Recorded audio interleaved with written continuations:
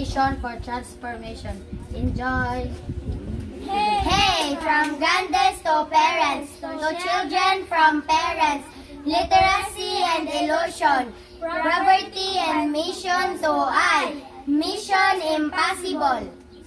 Poverty and illiteracy, a man's inheritance, and her I deny, a dream for the masses, to I come a new dream. With Philippines, nothing impossible. Things are possible. Yes, I'm a pilot to be. I'm a doctor to be. A musician to be.